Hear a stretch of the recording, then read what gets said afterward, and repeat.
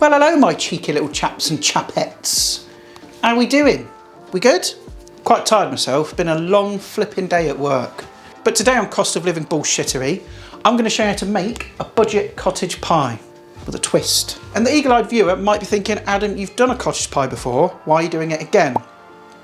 Well, within the current climate, what I like to do sometimes is go back to my old videos and see if I can tweak them, you know, strip it back a bit to make it more budget friendly. And boy, is this cheap. But we're going to kind of switch it up a bit. We've got some different flavourings in there. And we're not going to use mash on the top. We'll use something else, something nice, hopefully. And this will feed you and your family for a £5 or less, depending when you shop. I shopped at Lidl's, which I'll show you the ingredients in a second. But before we do, please do the usual thing. Like, share, subscribe. Thank you very much. It's important. But what's more important is that you share these videos to your friends and family and anyone that you think's in need of nice, cheap, easy recipes that are healthy, tasty, and cost bugger all. But anyway, enough of me waffling. Get your face down here. I'll show you the ingredients and then we'll make it. Oh, looking forward to this one.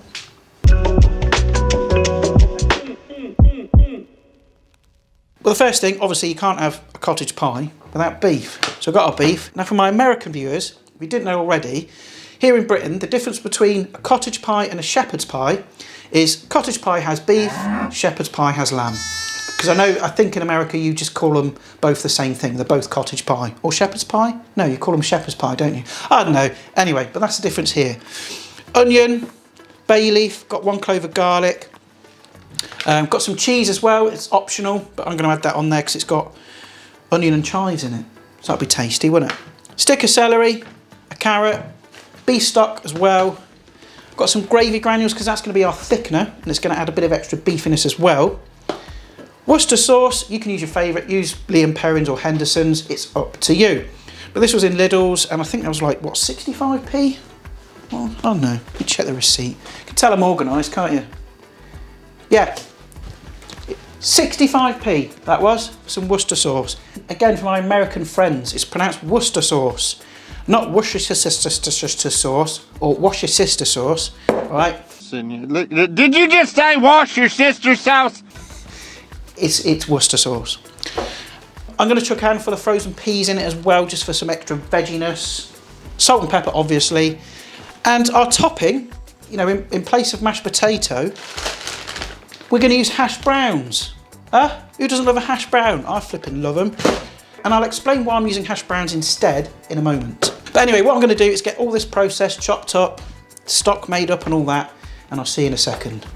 Right, everything's sliced, diced, chopped and prepped. We can start cooking this sucker. In with the beef. Remove said meat nappy. Don't want that. And start to break it down. And like you've seen me do 1,000 times before, I just want to get some colour on this beef. Because colour equals flavour. You don't need to do it for long, just a few minutes. Nice and hot, because we don't want the gas too high for too long. It's going to cost us money, innit? Right, so our meat is nicely browned. A nice bit of colour on there. It's got all those little khaki bits on the bottom as well. We love khaki bits because they're going to add flavour as well and colour.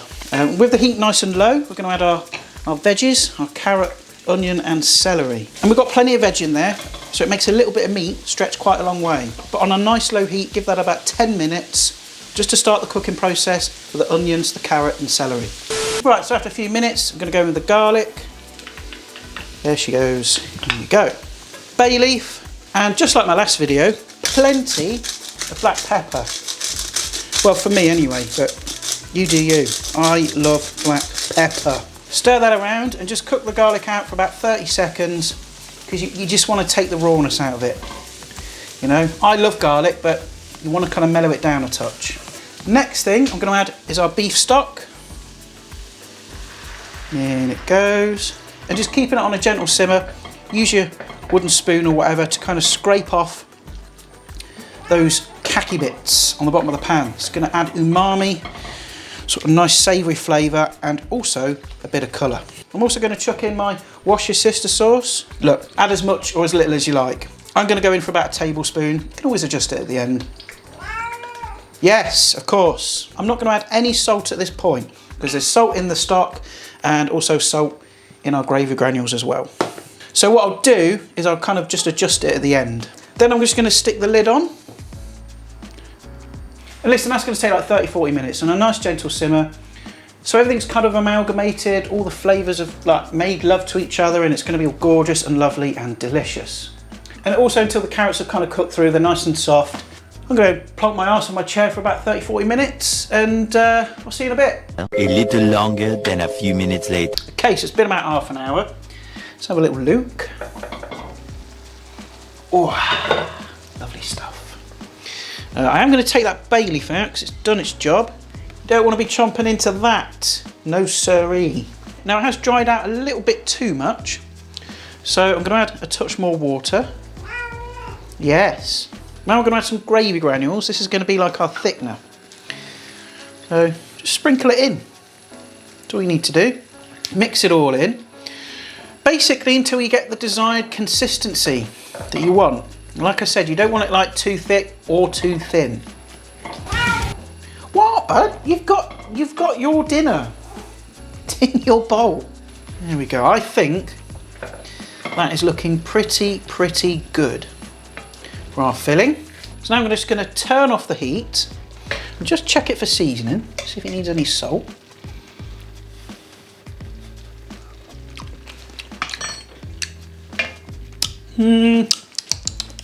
Just a touch, I think.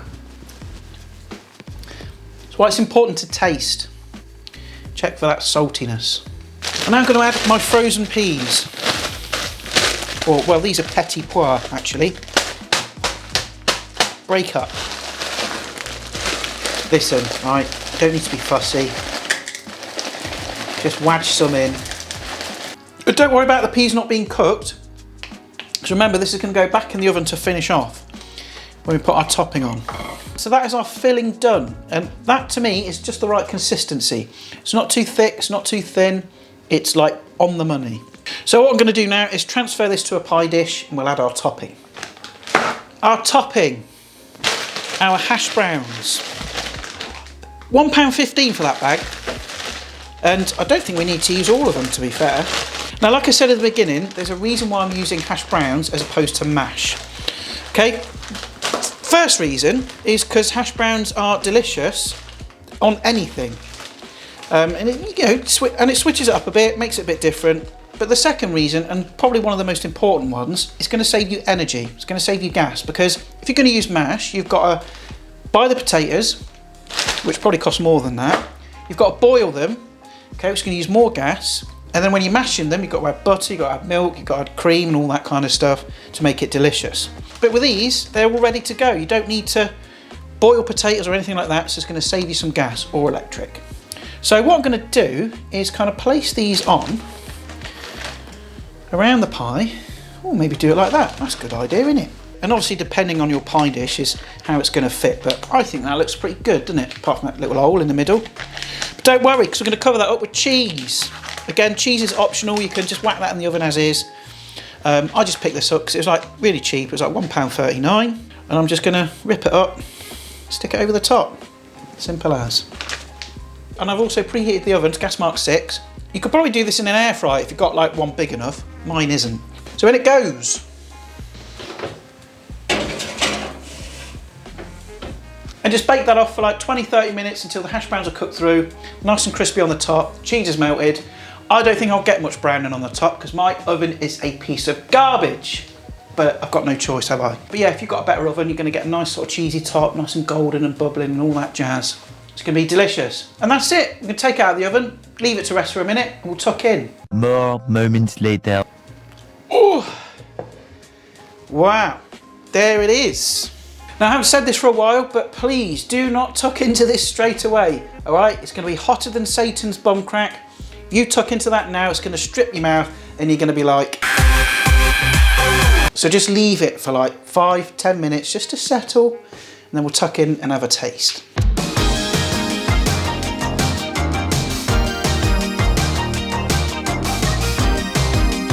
Right, here we go. Let it cool for a bit. I've served myself up a little portion. Little taster, look at that. And of course you don't have to use hash browns. You can use like instant mash. You could like top it with like pastry or just use normal mash, it's up to you. But I thought hash browns is something different, isn't it? Get a bit of everything. Still quite hot. It's good. It's good. Does exactly what it says on the tin. It's super savoury, it's salty, nice ooey gooey cheese on the top, and those hash browns, man. And it's little clever little things like this that are going to save you a bit of money, because I haven't had to turn on another hob to boil some potatoes for some mash. And who doesn't love hash browns? Get it made. So there we have it. Budget cottage pie. We used hash browns instead of mash, bit of cheese on top. Chef's kiss, chef's kiss. So if you like that, leave a comment down below. If you've got some alternative topping suggestions, comment that as well. Share your thoughts, share your ideas. That's what this is about. But listen, I'm gonna go because I am cream crackered. It's been a long day. It's like 9:30 at night. But before I go, do the usual thing. Like, share, subscribe. Thank you very much, really appreciate it. And again, like I said at the beginning, share this to your friends and family, and crucially, the people that are in need. Got a neighbour, got a friend that could really benefit from these budget meals, send it to them. But I'll see your gorgeous faces in the next video, of course, and ta-ta for now. Oh, I'm pooped.